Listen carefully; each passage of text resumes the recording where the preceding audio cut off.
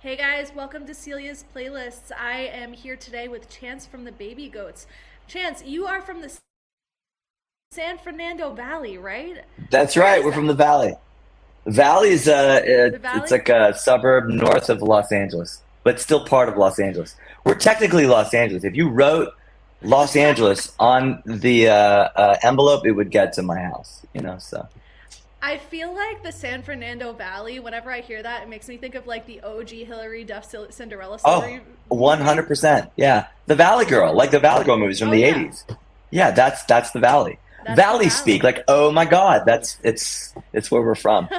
So Well, there that you seems go. like a really cool place. Chance, tell me a little bit about the Baby Goats. Like, who are the Baby Goats?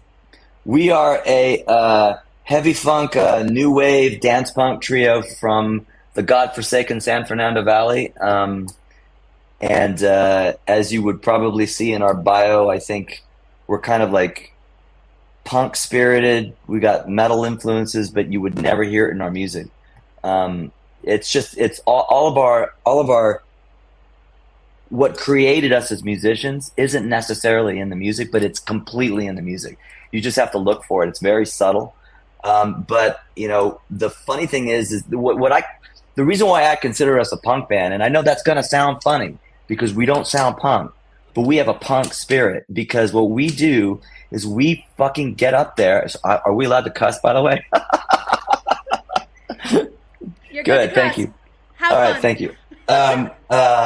We get up there and we play dance music. We play four on the floor on our kick drum.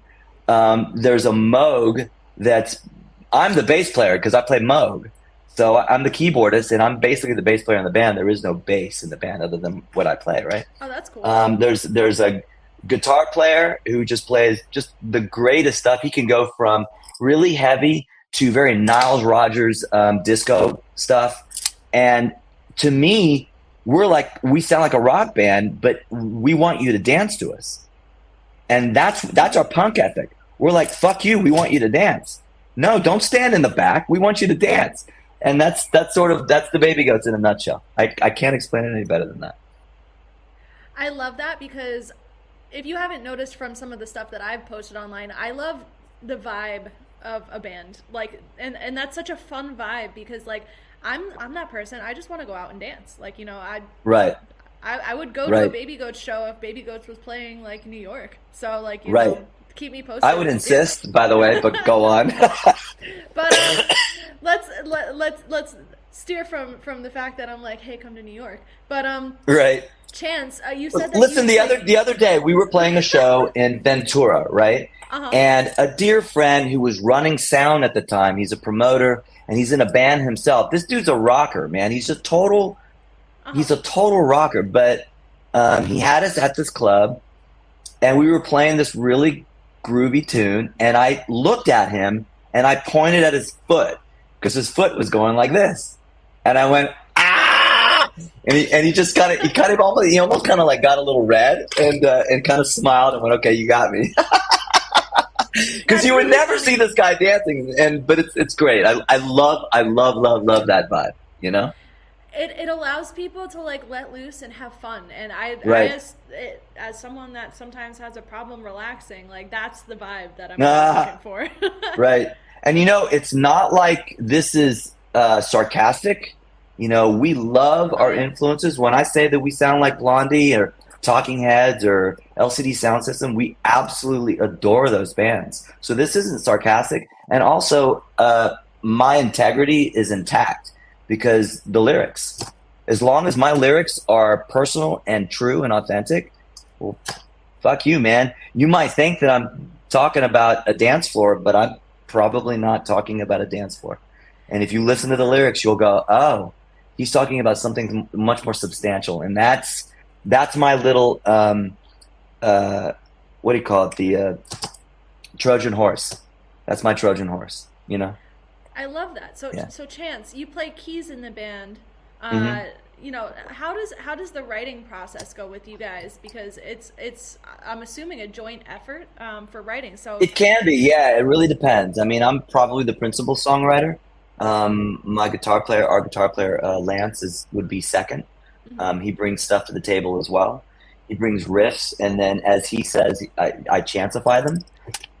I just kind of take it in my little direction. But we also jam on stuff too. So it's a lot of arranging that gets done after the fact. Maybe I'll work on a tune and I'll bring it to my point, and then I'll go, okay, guys, here's what I've got so far. Let's take it. Let's complete it. So guitar parts will get written, drum parts will get written over time. Um, we just jammed last night. And a lot of times what we'll do is we'll turn on the recorder. Every practice gets recorded. Excuse me. I think that's But really smart. That's Oh really God, smart. without question. Every practice gets recorded. We play all of our tunes. We practice relentlessly.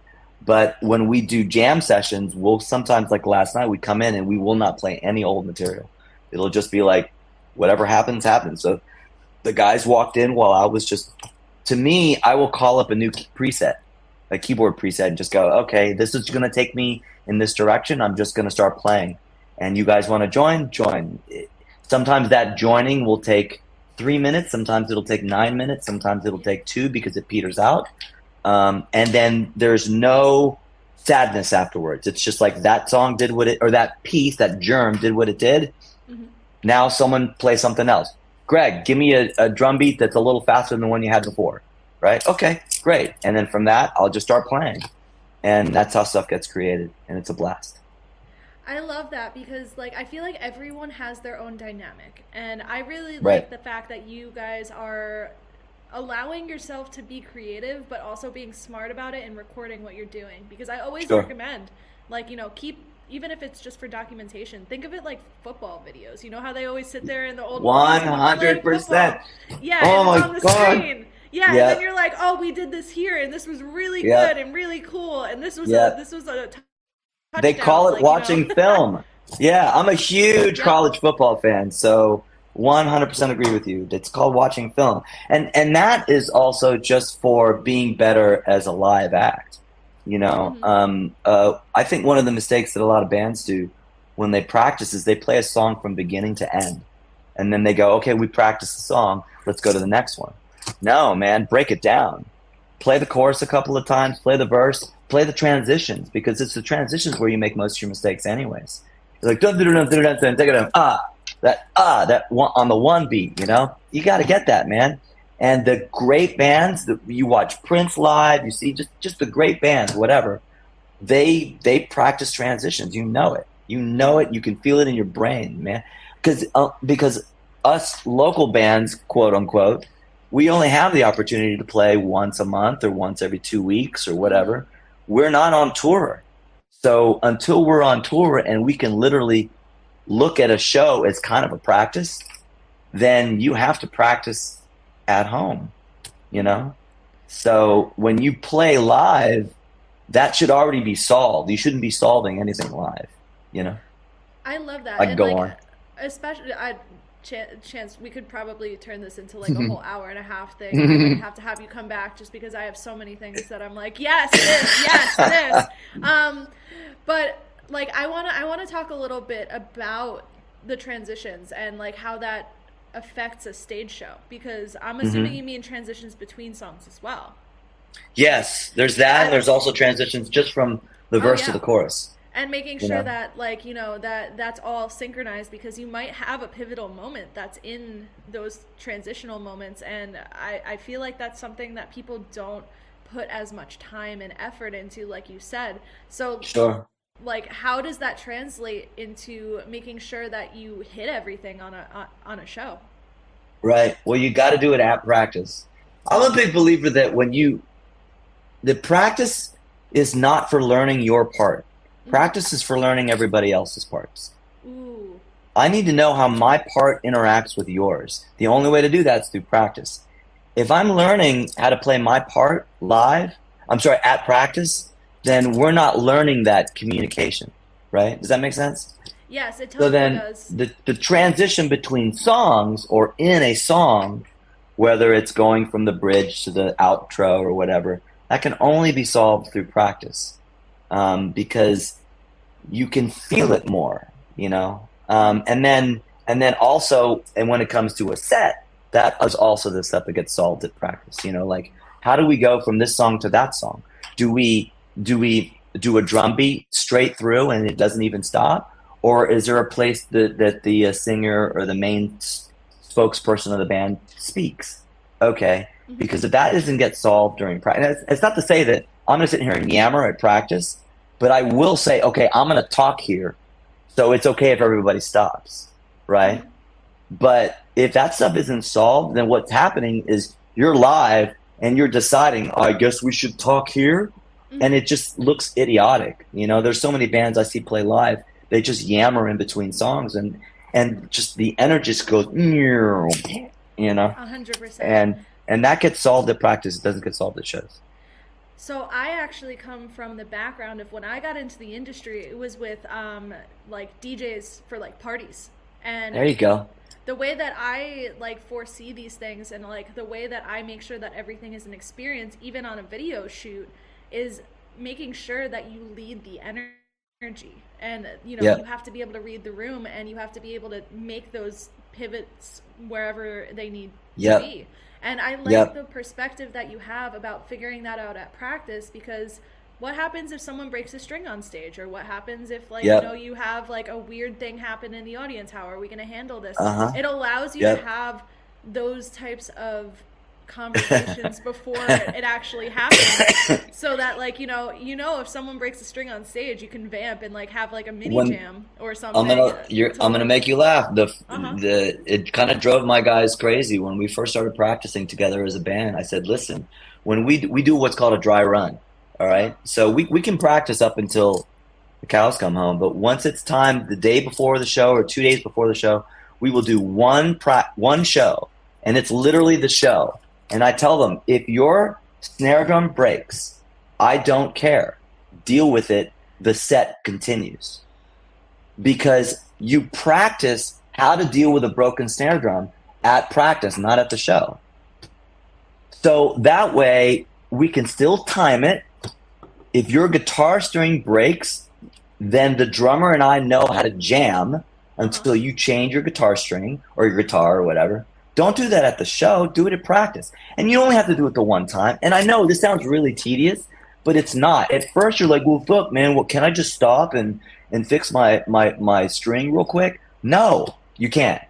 Because you need to learn the muscle memory of what it feels like to be freaking out on stage that something just went wrong. How do you deal with that? And you do it at practice. It's not that big of a deal. Once you do it at practice, you go, oh, okay, so that's what I'm going to do when I'm on stage. Now I know how to do it. So now when you do it on stage and everyone goes, man, I didn't even realize you broke a string because you did it so fast. And you're like, yeah, uh-huh because I practiced it. You know, it's hilarious. And it's kind of goofy, but it's the way it gets fixed, you know? I love that ethos, because that's why like I've done a million and one projects that were more on the collaboration side for Mm-hmm. a little while, because how do you figure out how to put together a team for a music video? How do Right, you figure out how many people you need on set when you're doing like a full band record with audio and video?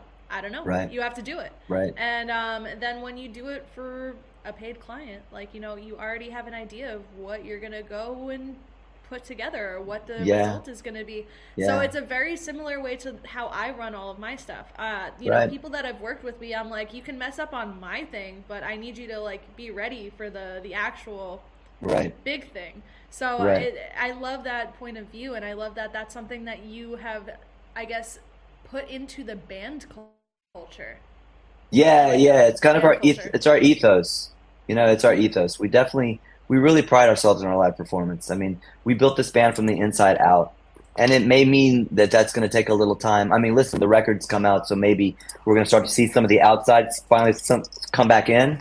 Hmm. But, you know, what we wanted at the beginning is if a friend or a new friend from New York hears our music live, I don't want you to see a video of us on Instagram and go, oh, they can't pull it off.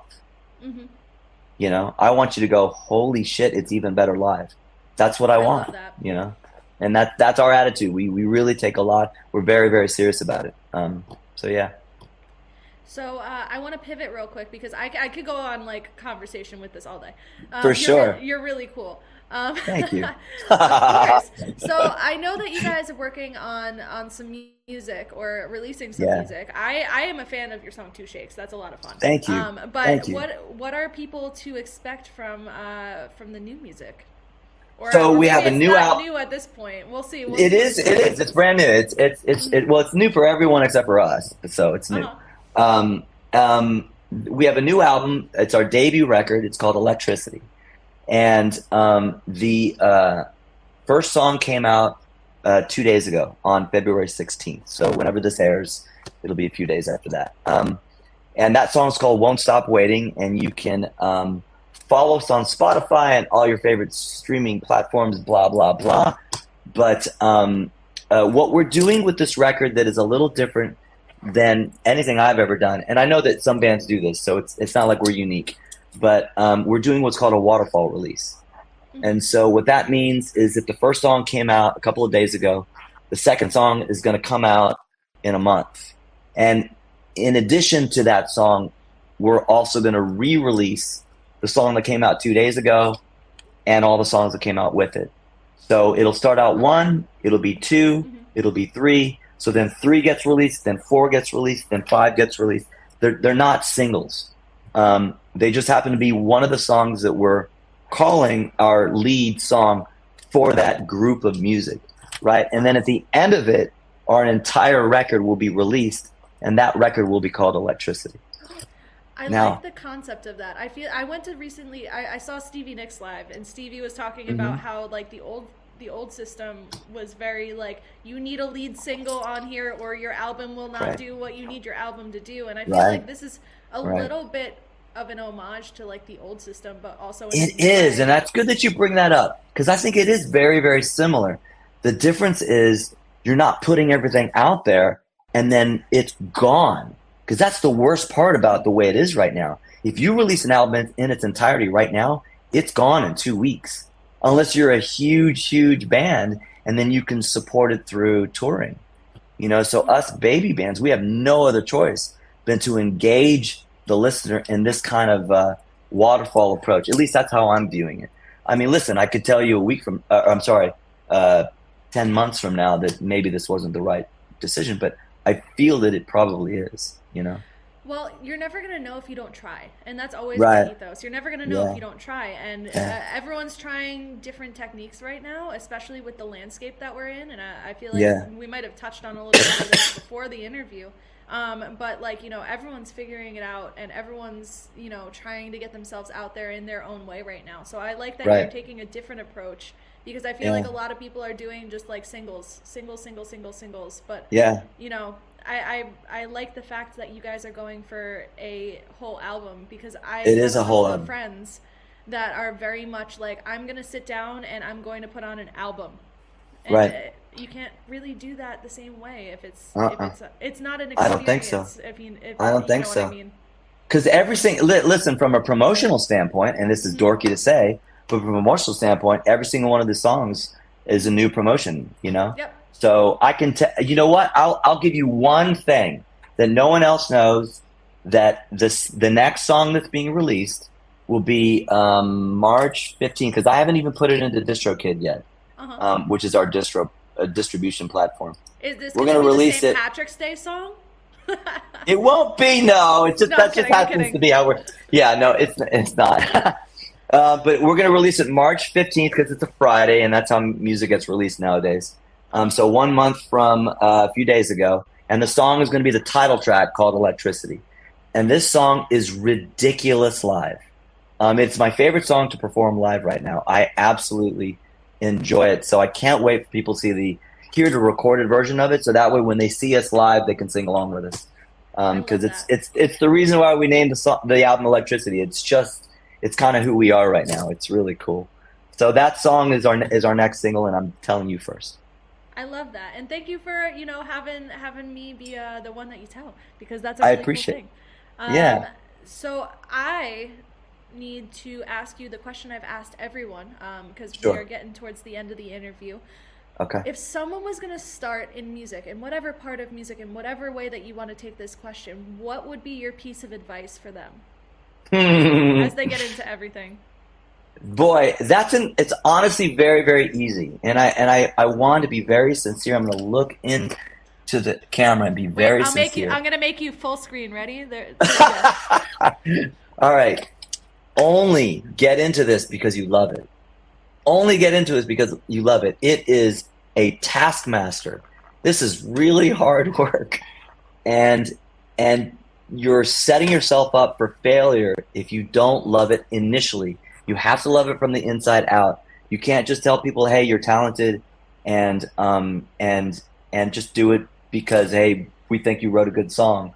And feel free to leave if you don't like it either. I don't mean that in a bad way. I just say just do it because you love it, and it will give you a lot back. But you have to realize that this isn't at its core a monetary thing. This isn't a job. It is a job, but you have to do it because you love it. I hope that makes sense. It definitely makes sense because with what I do, it's very similar. Because if I was just doing this because I wanted something out of it rather than genuinely wanting to connect with people, like, Right. it would be a very different experience on the day to day. Right. Yeah, you would be constantly going, where's the dessert? Where am I? Why? What's going on? This is a pain in the ass. I mean, have you ever been to Disney? Yes. Okay. I like to say this about bands. Being in a band is a lot like a Disney ride. There's 2 hours of waiting for a 2-minute ride. Yep. All the work that you did for this interview, just my interview, I have no idea how long it probably took you. But this interview took 20 minutes, and I guarantee you the work that you put into it took a lot longer than 20 minutes. This is true. This And is when true. you come see the Baby Goats live, we practiced for a month and promoted and reached out to friends and begged people to come see our shows and asked you to follow us on Spotify and please listen to our record and like the little green hearts just so for 30 minutes when you come see us in Los Angeles, because a lot of times they're 30-minute shows, Uh-huh. you get blown away by us and we want to do it all over again a month from now. I like the Disney analogy. That's actually very, very accurate. This is It's incredibly ride. accurate. Yeah. So Chance, I know that you already kind of mentioned it earlier, but where can everyone find you, and where can they follow you? Yes, thank you. The easiest and best way to follow us is on Instagram at the Baby Goats Music. That is our main social platform. We mirror everything to Facebook, so you'll see it on Facebook. TikTok we suck at, so you're free to follow us on TikTok. And I honestly challenge you to follow us on TikTok so we can feel a little better about ourselves. But no, we suck at TikTok. I don't get TikTok. I can't figure it out. And one day maybe my ship will come. But and then Spotify. Listen, the algorithm eats us up. So follow us and save the music if you like it. Don't just casual listen, because that makes the difference. And then I think you're gonna discover a band that's gonna give you a lot. I really believe in my band. I think we've got something special here. We've been building it for just a couple of years. We're about to celebrate our second year playing, and I think we got something special here. So I hope you guys enjoy it. Thank you. Thank you so much for joining me today, Chance. I love your storytelling. I love your stories. Thank you, Celia. We're gonna have to keep up with each other. Yes, I agree. Let's continue this. Let's make it a long-term thing. All right. 100%. All right. And to everyone You take care. watching, thank you guys for tuning in, and I'll see you on the next interview, guys. Bye. All right. Take care. Bye bye now.